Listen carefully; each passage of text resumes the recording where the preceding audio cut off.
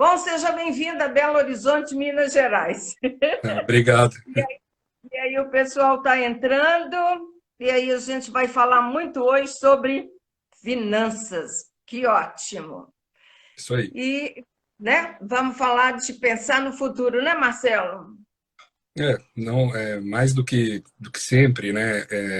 Esse assunto continua em voga e a gente precisa pensar mesmo, porque a trajetória para uma prosperidade financeira ela é muito longa, né? Exige disciplina, então existem vários fatores aí, internos e externos em termos de política econômica também, que envolvem e que interferem nesse processo, né? Então, a formação de uma disciplina, enfim, vários pontos que a gente vai falar hoje, os obstáculos que a gente enfrenta trabalhando e morando no Brasil também, realmente exigem uma disciplina um, e uma tensão muito grande ao longo da vida. Ótimo. Bom, inicialmente eu quero agradecer a todos os amigos que estão aí privilegiando, né, a Plena e o meu convidado especial hoje, Marcelo Claudino. Eu não quero falar só de vendas, eu quero falar de muita coisa que anda acontecendo. Na semana passada a gente teve o Fernando, foi ótimo, o Fernando Rafaz, e hoje a gente vai falar de um assunto que eu considero extremamente importante, que é a questão do planejamento financeiro. E aqui no Brasil parece que tem um mito que a gente não pode falar de dinheiro, ou de pouco ou de muito. Quem tem muito esconde, não quer que ninguém saiba, né? E quem tem pouco também não quer falar que tem pouco, porque o status nesse país ainda é uma coisa muito desejada. E aí eu queria apresentar para vocês, gente, o Marcelo Claudino, ele é CEO da Top Soccer e da Top Consult. Ele é um consultor financeiro e ele trabalha com planejamento financeiro de profissionais autônomos, profissionais liberais, empresários e também com atletas profissionais. E isso é uma carreira já de bom tempo e de muito sucesso, motivo de eu tê-lo convidado para falar com a gente hoje. E aí, Marcelo, eu queria começar, porque tem muito assunto para a gente falar sobre ele. Primeira coisa é você dar boa noite, né? Muito obrigada por estar aqui. Que aí eu vou fazer a primeira pergunta. Pois não, boa E, noite, pessoal. Espero que a gente possa trocar ideias interessantes aqui. Estamos à disposição. Marcelo, eu começo com a seguinte pergunta. Fala para nós, dá uma pincelada aí no cenário que a gente está vivendo, tanto no Brasil como no mundo, para depois a gente falar de planejamento. Vou entender um pouquinho de cenário? Ok, vamos lá. Não tem como, né, não falar da questão da pandemia, de tudo que ela trouxe de novidade, de surpresas ano passado, né? Basta dizer que ela foi uma crise bastante diferente da crise de 2008 lá nos Estados Unidos, né? Que foi a última grande crise mundial, em que nós tivemos uma crise financeira, imobiliária nos Estados Unidos, onde você conseguia, com bancos quebrando, enfim, ter um diagnóstico muito mais rápido da situação.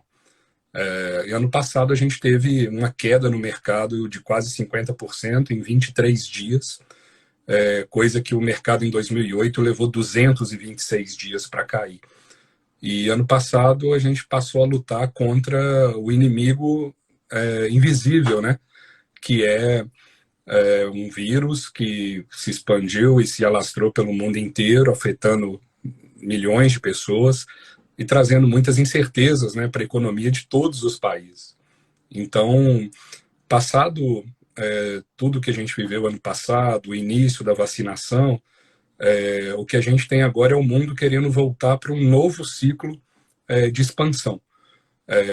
Um ciclo onde as commodities, principalmente, né, o minério, a celulose, o petróleo, outros materiais metálicos, né, o agronegócio, onde a gente vai ter uma volta muito acelerada para o consumo, muito baseado na necessidade de crescimento da China, né? Esse ano o Partido Comunista Chinês faz 100 anos, então é um ano muito importante para a China para poder entregar bons resultados, né? Para propaganda do governo. E a gente tem também essa retomada que está sendo muito forte da economia americana, mas é preciso entender que as variáveis que circundam todo esse cenário ainda estão presentes, né? Incertezas, a volatilidade, que é a oscilação de valores aí dos ativos, enfim, a gente ainda não está livre de surpresas nos próximos meses, né? Os Estados Unidos, com um novo governo oferecendo um estímulo financeiro altíssimo, né?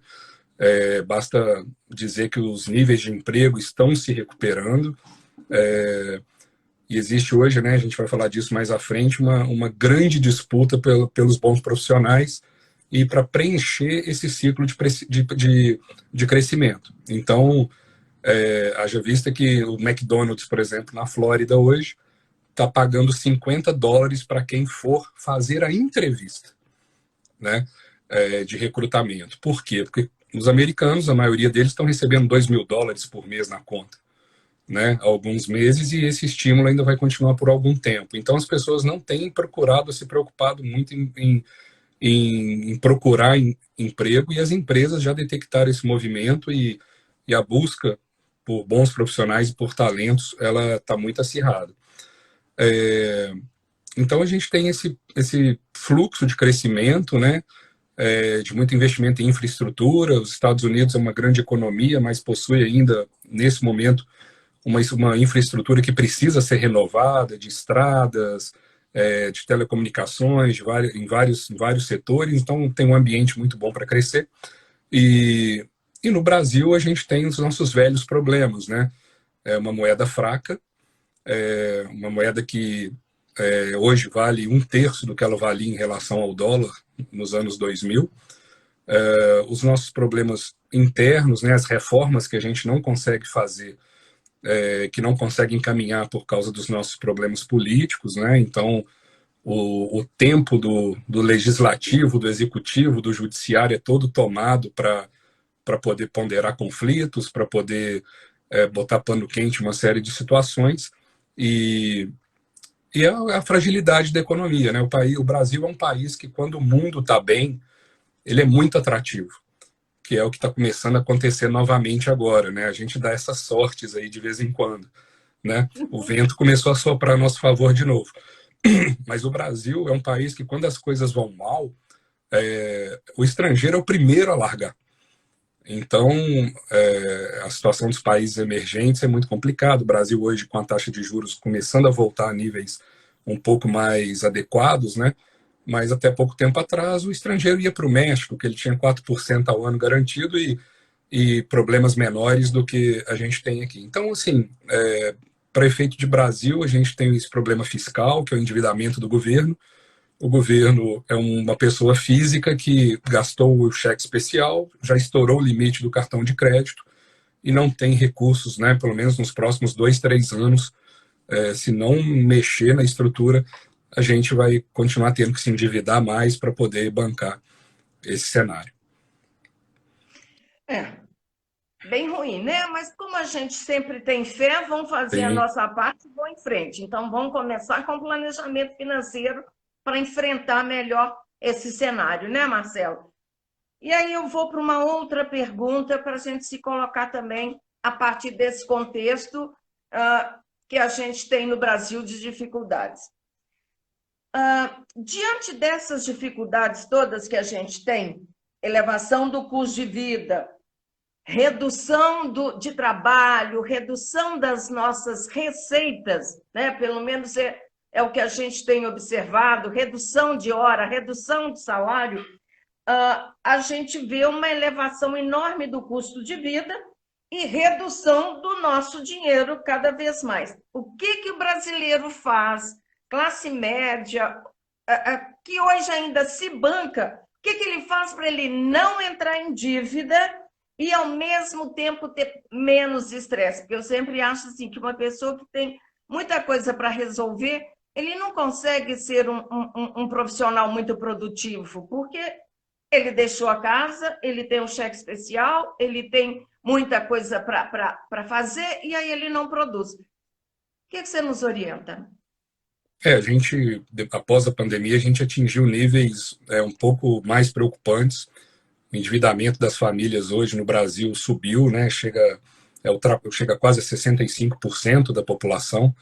Um outro dado também que é bastante sintomático, né? É o mercado de cartões de crédito, por exemplo. Quase 2 a cada 3 cartões de crédito que são emitidos no Brasil são emitidos na modalidade pré-paga. Ou seja, são pessoas que não têm crédito, que precisam carregar o cartão, né, porque o CPF está sujo, para depois poder gastar.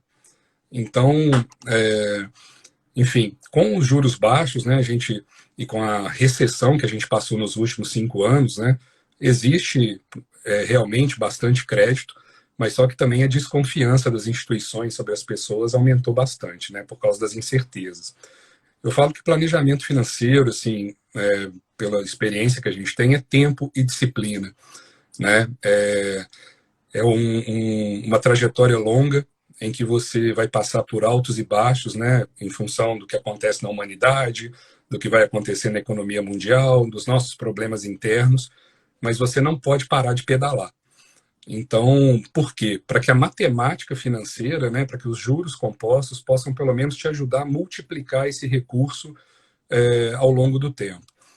Um outro grande segredo, né, para se poder viver melhor e evitar esse estresse, né, que você falou, acho que é principalmente avaliar as prioridades, né? Quando as coisas começam a ficar mais achatadas, essa avaliação de prioridades, ela é muito importante porque a gente vai passar por uma situação dessa em breve, né? As pessoas muito presas em casa e com o turismo voltando, as pessoas vão querer viajar, elas vão querer aproveitar a vida e vai ser muito comum aquele papo, né, entre duas pessoas no trabalho. Poxa, mas eu tenho que ir para tal lugar, eu vou viajar, vou fazer um parcelamento em 12 vezes lá com a CVC, mas eu vou viajar, né? Então, assim, para que a gente possa viver com menos culpa e com mais assertividade, não tenho dúvidas que tentar ser feliz com o mínimo é o grande segredo. É a gente tentar buscar dentro da gente valores que a gente possa colocar mais em voga agora nesse momento, que é a família, a fé, os amigos, né? Ainda que a gente esteja passando por esse momento ainda de confinamento, para poder suportar todo esse processo que não é simples, né? Você tem um trabalho para manter, ou você tem seus clientes, ou você tem um emprego. A pressão hoje é muito grande dentro das empresas, mas para quem é empreendedor também não é diferente. E, enfim, a gente está num momento que o setor de serviços está muito represado, mas quando ele voltar, né, e está voltando muito devagar ainda no Brasil, vai voltar sem aumento de preços ou até com diminuição de honorários. Então, assim, é muito importante ter essa visão macro e uma visão um pouco mais à frente para a gente poder fazer as escolhas certas, né? E um momento também que alguns tipos de profissionais podem se destacar mais que os outros, na minha opinião, porque o mercado ele vai buscar cada vez mais, na minha opinião, o especialista, aquela pessoa que resolve seu problema. E apesar de hoje, principalmente porque hoje com a parte digital, você tem acesso hoje com a mesma facilidade, né, tanto ao melhor profissional quanto a um profissional de qualidade menor. Hoje o acesso é muito fácil, né? Você pode buscar qualquer profissional que você quiser, onde você quiser. Então, isso trouxe uma dificuldade maior ainda para o pequeno, né? Para aquele que precisa se desenvolver. Então, ele vai precisar se especializar mais, ele vai precisar conhecer mais o que outros não sabem, né? E não tenho dúvida que qualquer profissional hoje precisa entender mais de matemática financeira e de tecnologia, porque a gente vê tudo isso acontecendo em volta da gente, é provável que a gente tenha as ferramentas cada vez mais amigáveis, mais fáceis de usar, né? Mas se esse profissional não souber para que serve uma programação, não que ele tenha que saber programar, mas ele tem que saber o que é possível fazer com uma programação para ele desenvolver soluções para levar os seus clientes e poder dar um atendimento melhor. Acho que os profissionais de vendas também vão ser cada vez mais valorizados, né? São profissionais com habilidades específicas, é, e que vão precisar se esforçar cada vez mais para buscar as receitas que as empresas querem, e as empresas vão ter que valorizar esse profissional. E, ao mesmo tempo, a questão do network, né? E que é muito importante também. Né? No momento em que a informação está distribuída em massa, eu acho que realmente as recomendações ficaram ainda mais importantes, né? Porque entra não só a questão de honestidade, de confiança, em qualquer área, mas também a certeza de que tem alguém ali se dedicando por você. Eu acho que o cliente que sentir que você se dedica a ele de maneira honesta, ele vai continuar com você, vai continuar fazendo negócios com você. E por último, né, a questão da capacidade de resolver conflitos, porque todo o sistema de trabalho está cada vez mais complexo, são muitas informações.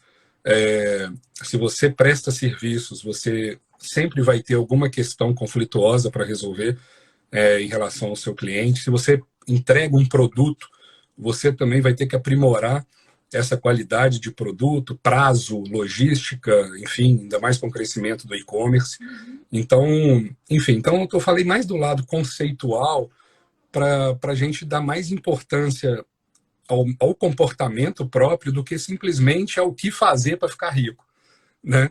Porque primeiro tem que existir toda uma mudança aí de mindset, de escolhas, de saber viver humildemente, né? De saber viver com menos, cada vez mais, né? A gente tem uma inflação que o IPCA, que representa uma cesta de produtos em 11 capitais, mas que não reflete a inflação do dia a dia. Né?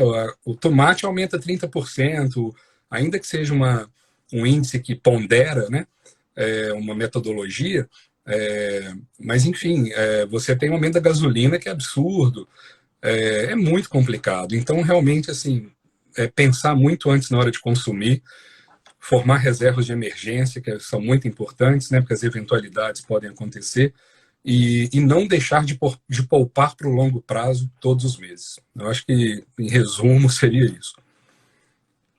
Quer dizer, entre fazer uma viagem e buscar hoje um aperfeiçoamento da sua carreira, opte pelo aperfeiçoamento, né, Marcelo? Porque você está falando aí mudança de mindset, ser um especialista, ter cada vez mais solução para o cliente, foco no cliente, foca em você e no cliente, que aí as coisas caminham melhor, e buscar realmente uma administração pessoal e uma administração da sua vida financeira.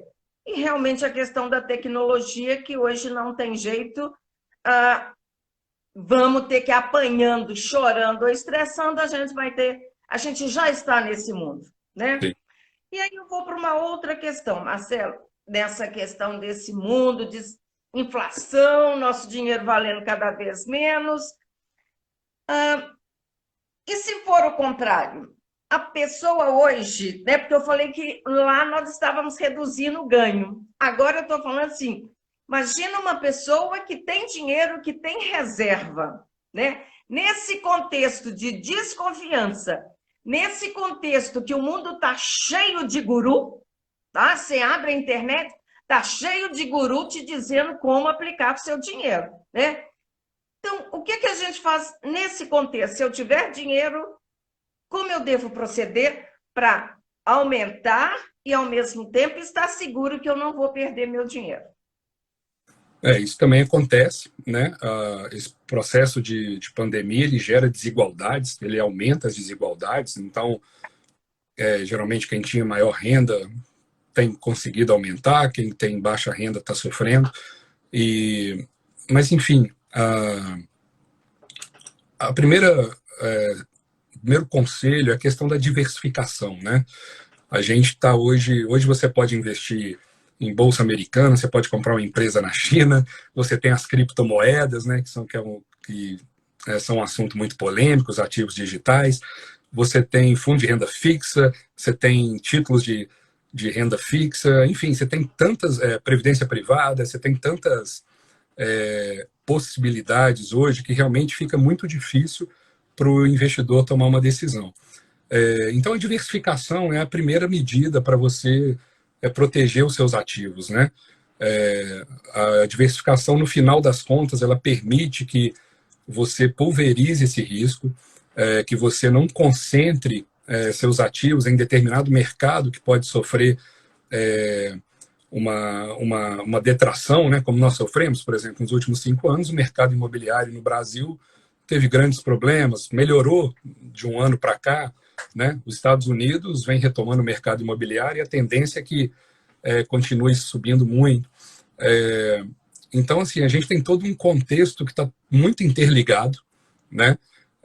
Quando a gente compra Vale, uma ação da Vale aqui, o minério chegou a $210, né? Maior máxima de todos os tempos. Na verdade, você está comprando China, né? Porque você é quem consome, perdão, 50% do minério do mundo, né? Então, tá bastante atento a isso, né? Quando você está fazendo investimento, você olhar por dentro dele, né? O que tem dentro daquele investimento, tentar buscar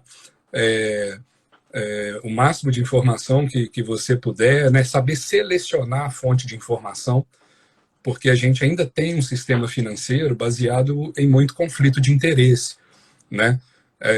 Os bancos estão sofrendo um processo aí de concorrência muito grande, né, com empresas e fintechs, né, que surgiram e que estão dando acesso a muita gente, apesar de no Brasil ainda ser muito pouco, pode ser muito maior, a um conhecimento maior e a possibilidades mais democráticas de investimento. Um dado alarmante que a gente tem é que o país ainda possui 1 trilhão em caderneta de poupança, né, de reais. Imagine esse recurso indo para a economia real, indo para investimentos em renda variável, indo para o mercado, tanto que a nossa economia não poderia ganhar, né? Em relação à questão dos gurus financeiros, né, é uma situação que é muito difícil a gente sair dela, porque hoje você tem de tudo na internet, né? Você tem todo o conteúdo, você tem pessoas extremamente competentes e de muita qualidade, e você tem pessoas também muito corajosas que ligam uma câmera, né? Eu admiro essa coragem e colocam lá sua cara para vender, tem ter todo o aparato aí de conhecimento necessário e até a responsabilidade para poder orientar. Mas o fato é que a tecnologia está aí, a gente vai continuar vendo os vídeos no YouTube, a gente vai continuar vendo aquela chamada ganhe 5% ao mês, porque o ser humano ele é ganancioso, ele quer sempre escolher o modo mais fácil, ele quer o menor caminho, ele quer o caminho mais rápido, e é justamente por isso que, ao fazer esse tipo de escolha, geralmente os resultados não são bons, porque ele acaba criando certas verdades, né, e certas crenças que podem atrapalhá-lo. E o que a gente aprendeu durante esses 20 anos é que é muito trabalho para você juntar os seus recursos, né?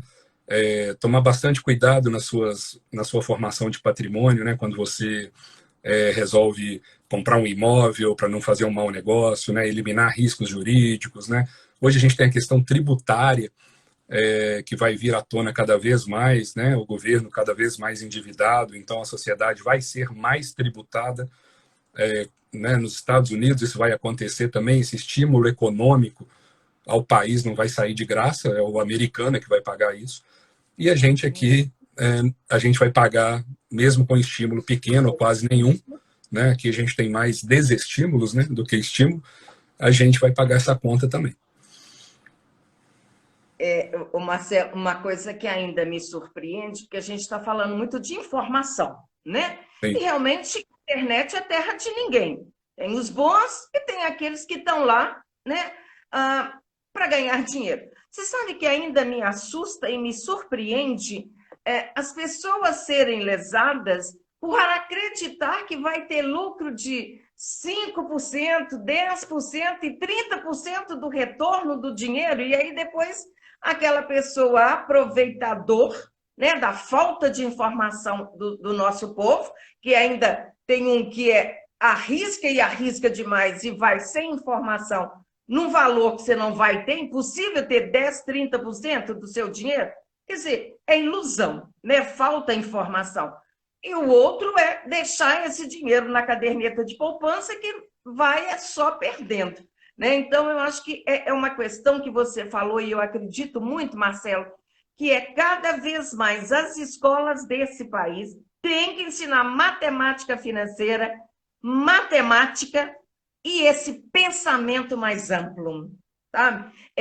Como que eu faço para eu entender um pouco e não ser passado para trás? E a gente vê que as pessoas que são boas em matemática, elas acabam também tendo um raciocínio mais lógico que ajuda tudo nisso e fica menos nesse emocional. Né? Como é uma informação difícil, eu vou dizer para vocês que quem toma conta da minha fortuna é esse profissional aí, que é o Marcelo Claudino. Eu não sei onde que ele põe meu dinheiro, tá? Porque eu confio que está na mão dele administrar o meu dinheiro. Marcelo, só para falar aqui, ó, a turma está gostando. Cláudia, obrigada. A Trícia, mas a Beatriz mandaram um beijo. Sãozinho Oliveira, que dupla fantástica. E também a Deca Figueiredo dizendo o seguinte: muitas pessoas estão se reinventando, principalmente na internet. Eu acho que por positivo, sim, e talvez por negativo também. Me chamou a atenção uma coisa que você falou aí. A questão do imóvel, dos imóveis, tá? A gente sempre ouve assim, investe em imóvel, investe em imóvel. Ok. E aí você falou que o imóvel vai ser mais tributado, e se o nosso imóvel vai ser mais tributado, qual providência que a gente já tem que pensar, já que planejamento é longo prazo? Na verdade, os imóveis entram, né, em ativos do patrimônio cuja tendência é ser mais tributada ao longo do tempo. Né? A gente tem uma discussão que vem de anos aqui no Brasil, que está tomando maior corpo agora, depois da pandemia, né? E que eu acho que nas eleições, ano que vem, no processo eleitoral, vão vir muito forte.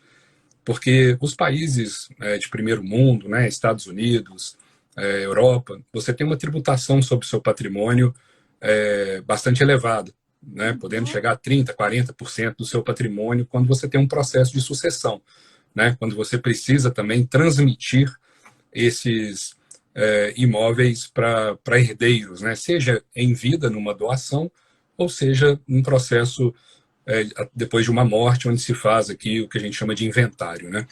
Então, com a dificuldade que o governo tem de arrecadação, não só os imóveis, mas o patrimônio como um todo, ele vai ser realmente mais tributado. A Constituição de 88, né, ela prevê a tributação de grandes fortunas. Só que nenhum governo até hoje regulamentou esse imposto, né? Por questões políticas, por proteção, vamos dizer assim, à elite, por proteção aos grandes grupos multinacionais. Então, teoricamente, a gente tem uma taxação sobre o patrimônio muito abaixo dos outros países. Mas o que ninguém fala, quando defende o imposto sobre grandes fortunas, é que em nenhum país do mundo, o cidadão paga tanto imposto na cadeia como a gente paga. Então, você pega a gasolina, quase 50% do preço da gasolina são impostos. A energia elétrica é um absurdo. Os serviços, né, os utilities, né, saneamento, telefonia, eletricidade, internet, tudo é muito caro, fora a própria cadeia produtiva. Então, isso a gente não vê em outros países, onde você tem geralmente um imposto único, você tem um imposto sobre valor agregado. Então, o nosso sistema tributário ele é dificílimo, ele é muito complexo. As questões territoriais também, né, o fato de a gente ter 25, 26 estados, gera uma guerra fiscal também. A gente tem uma desigualdade regional muito grande, né? 70%, 80% do PIB brasileiro está no sul e sudeste. Então, a desigualdade no sistema produtivo é muito grande também. Então, a gente tem muita coisa, muita imperfeição para poder corrigir ainda, né? Mas fato que se isso vier à tona, né, e é um cuidado que as pessoas têm que ter no seu planejamento, é justamente esse, né? Primeiro, eu formei a minha fortuna, né? Eu formei os meus ativos. Agora, o que eu vou fazer com esses ativos? Como eu posso fazer para ter uma ação tributária menor, para que eu pague menos impostos, né? Como eu posso me programar para poder transmitir esses impostos para os meus herdeiros, porque um dia isso vai acontecer, seja em vida ou seja na morte, né? Então, só para dar um exemplo, a gente tem um imposto estadual, né, que quem legisla é o Estado, que é o ITCMD, que é o Imposto Transação, Causa Mortes e Doação, que é um imposto que você paga quando você vai transmitir um bem, né, ou aplicação financeira, enfim, para os seus herdeiros, ou numa doação em vida, né? Você tem que recolher esse imposto. Esse imposto ele tem um valor máximo, né, federalmente aí, limitado, de 8%. Na Bahia, 8%, Rio de Janeiro, 8%, Minas Gerais, São Paulo, 5%, quando você vai fazer essa transmissão de patrimônio. Então, você imagina que se você tem um patrimônio de R$ 1 milhão, seja em veículo, imóveis, aplicações financeiras, terrenos, participação em algum tipo de negócio, você vai ter uma tributação aí de pelo menos 5% ou a 8%, como é na Bahia, no Rio de Janeiro, sobre esse patrimônio. Então, a que conclusão que a gente chega? A gente tem uma grande probabilidade de que nos próximos anos os governos aumentem essa alíquota após uma revisão desse limite pelo governo federal. E estima-se, né, que o governo, isso vem desde o governo Dilma, que já existiam estudos no Ministério da Fazenda para elevar essa alíquota até 18%.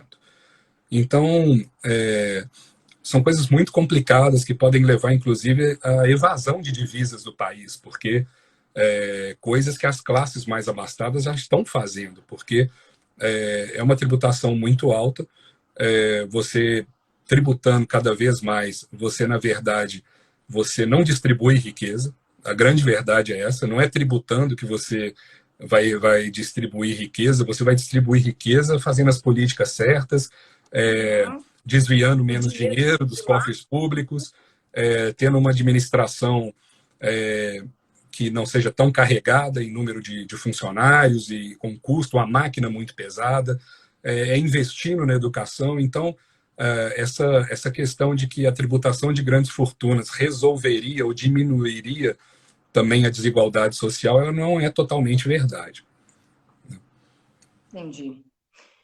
Essa engenharia financeira ela é complicada, né, Marcelo? Por isso que não dá para ir em qualquer profissional. Tem que ter uma indicação, tem que ser um profissional sério.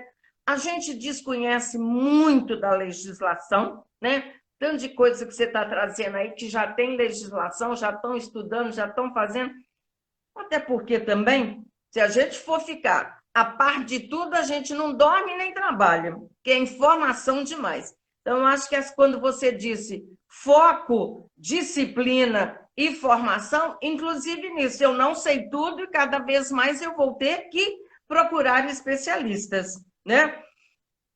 Para a pessoa normal que está aí com salário, família, mas sobra um dinheiro.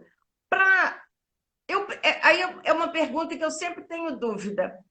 Faço uma previdência privada ou eu já começo a investir meu dinheiro nessas coisas todas que você falou? Títulos, ação, que é uma coisa mais difícil ainda. Quer dizer, como aplicar o dinheiro para daqui ter uma aposentadoria mais justa? Que é outra coisa que ninguém pensa no Brasil, é a aposentadoria, né? E aí é surpreendido depois quando já está com pouca força para trabalhar. Excelente pergunta. Nossa situação é bastante delicada, né?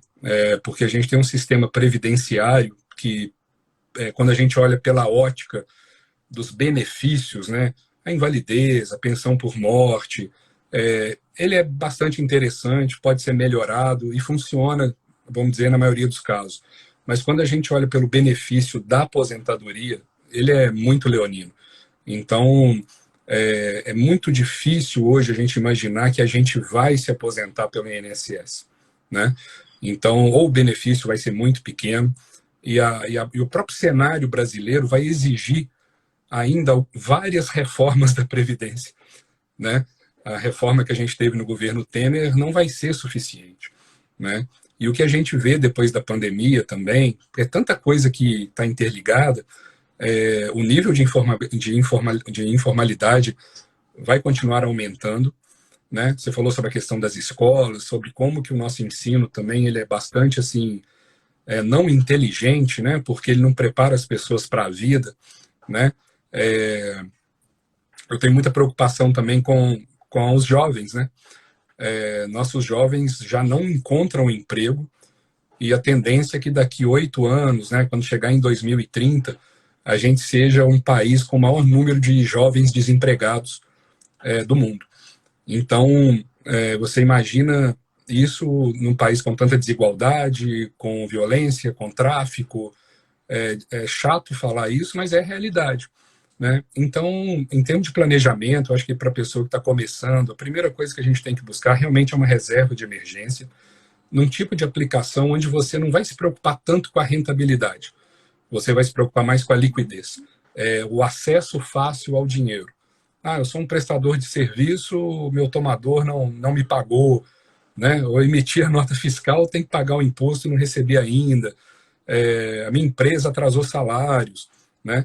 Então, a reserva de emergência é um colchão financeiro que geralmente a gente sugere, né, que não seja menor que 3 vezes a renda mensal, porque para que você, se acontecer uma situação ali de desemprego, uma situação de você perder um cliente importante, perder uma oportunidade de trabalho, você pelo menos possa respirar, porque nesse momento o melhor não é nem ter o dinheiro, o melhor é você poder ter a cabeça tranquila para você tomar uma boa decisão, né? Sim. Se você pudesse ter 6 meses de despesa mensal, melhor ainda, excelente, né?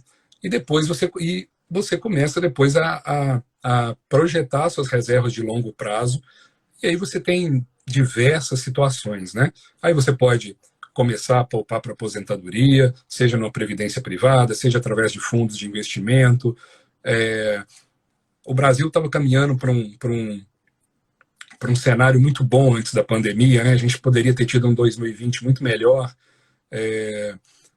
proporcionando com a queda das taxas de juros, que vinha de uma maneira natural desde 2018, mas com a pandemia forçadamente foi levada para 2% ao ano. Mas é nítido e cada vez mais provável ou certo, né, para dizer melhor, o aumento realmente da nossa Bolsa de Valores, né, porque hoje já são 3,5 milhões de pessoas inscritas e aplicando na Bolsa Brasileira, o que a Bolsa Brasileira demorou praticamente 40 anos, né, nos últimos 2 anos, em função da tecnologia, pandemia, acesso à informação, a Bolsa Brasileira ganhou de usuários. Então, quanto mais gente na Bolsa a gente tiver, também é melhor, porque esse dinheiro vai para as empresas, o dinheiro troca de mão, o dinheiro circula, e as empresas vão ficar mais valorizadas e vão poder investir mais, contratar mais, investir em tecnologia. Então, é um ciclo virtuoso. O nosso dinheiro ainda está muito longe da economia real, né? Nos países de primeiro mundo, né? Por que eu sempre falo isso? Por que a velhinha americana ela investe na bolsa? Não é porque ela quer, é porque ela não tem opção. Porque se ela não investir num ativo de risco mais alto, ela não vai conseguir sobreviver, né? Ela tem que tirar renda de algum lugar. Então, assim, a gente vê a bolsa americana desde depois da crise de 2008, a bolsa americana vem entregando 11 anos de resultados positivos, né? Lógico, você tem lá mais de 5 mil empresas para investir. No Brasil, a gente tem 400, né? Sendo que muitas delas, acredito que não vale a pena investir. Talvez dos 400 empresas no Brasil, talvez 150, 200 valham a pena receber seu dinheiro. Então, é um processo de autoconhecimento, mas que tem que ser iniciado, nem que seja pouco a pouco, para que você ganhe confiança e, principalmente, eu falo isso para quem ganha pouco, para quem ganha muito, para que você conheça o seu perfil de investidor, para que você entenda qual risco você pode tolerar, para que você entenda qual tipo de perda você está disposto a passar? Porque a gente tem esse comportamento, né? As finanças comportamentais falam sobre isso, do nosso viés, né, ganancioso.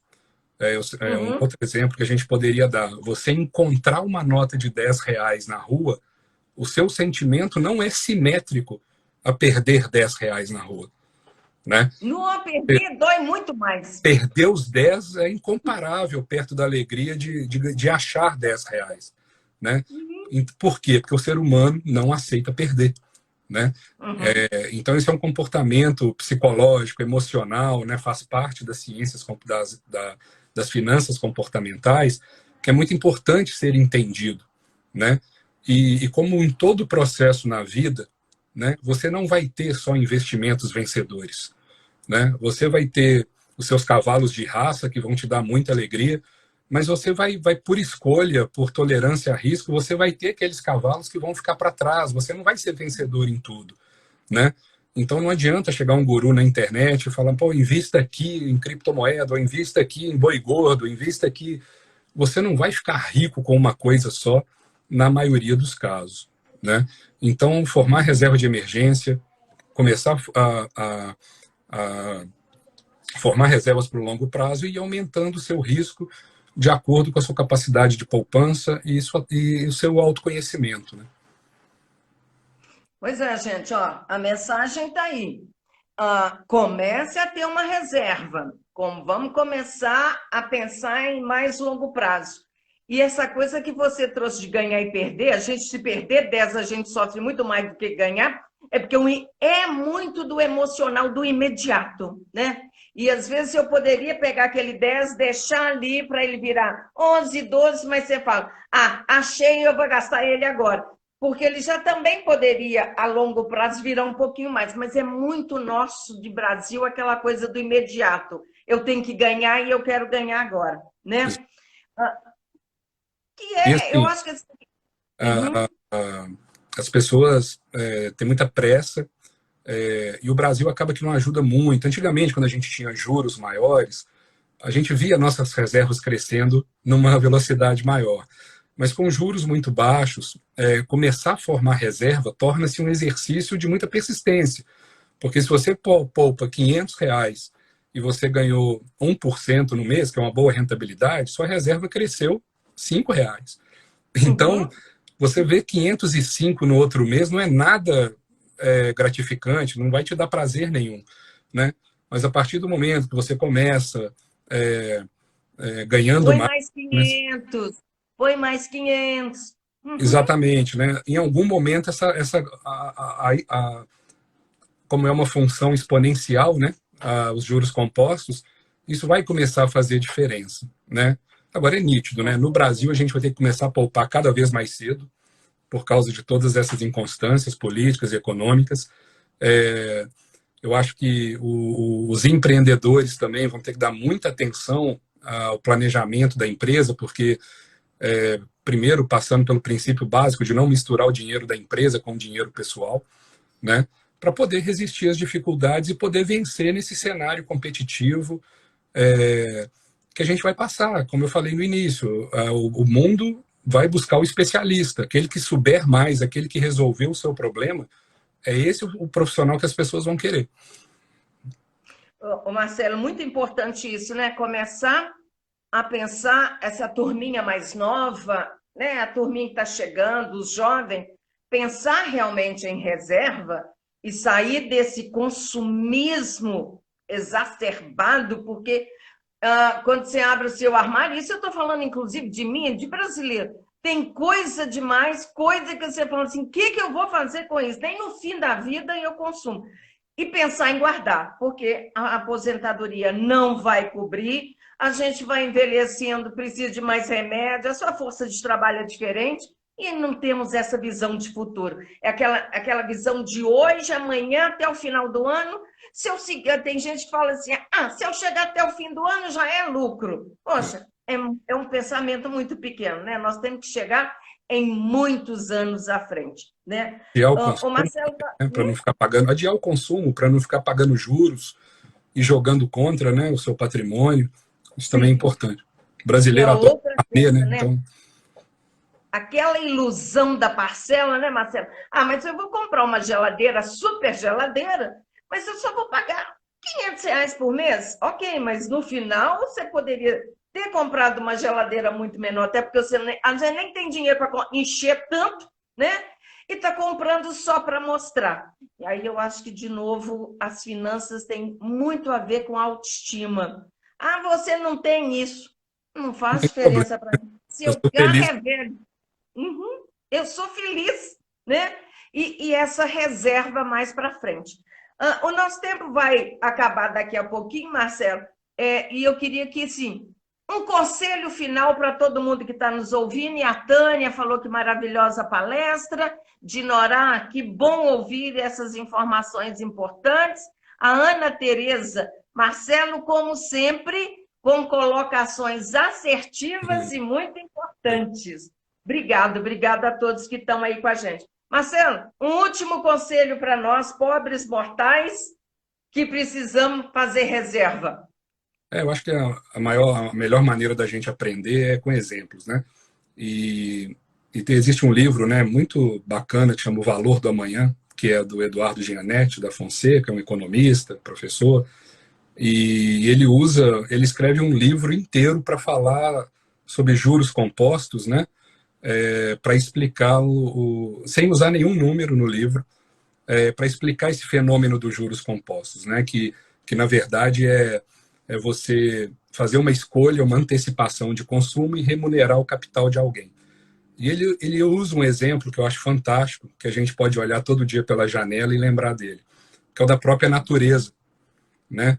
O que a natureza faz? Né? Quando vai chegando o outono, né, ela começa a perder folhas, ela começa a gastar menos energia para ela economizar seiva. Porque como o tempo vai ficar muito hostil, ela já não consegue levar energia até lá na última folhinha, lá no último galho. Então, é um processo muito bonito que a natureza nos mostra. Então, ela começa a economizar energia, ela fica feia, ela fica desfolhada, ela fica praticamente morta durante o outono e o inverno, vivendo com o mínimo de energia que ela tem, para que ela possa resplandecer e voltar com toda beleza e, e grandiosidade na primavera e conquistar força para refazer esse ciclo. Então, eu acho que a natureza já nos explica muito qual deve ser o nosso comportamento. Agradeço a todos aí, obrigado pela oportunidade e até a próxima. Vamos falar muito mais ainda, Marcelo. Muito obrigada. E eu acho que esse exemplo você finalizou quase com uma poesia. Essa coisa de vai ficar mais difícil, eu não consigo mais atingir, né, as folhas lá em cima. Repensa, guarda energia, guarda o dinheiro para a época em que vai ser mais difícil para você sobreviver, né? E ter mais qualidade de vida, né, Marcelo? Essa tranquilidade, Esse é o grande ela faz. Uhum. dosar todas essas pressões com tanto de expectativas e com as responsabilidades que a gente tem. Realmente o pessoal está falando aqui, perfeito, muito obrigada, parabéns, tá? Obrigado. E vamos em frente. Marcelo, muito obrigada, foi muito esclarecedor.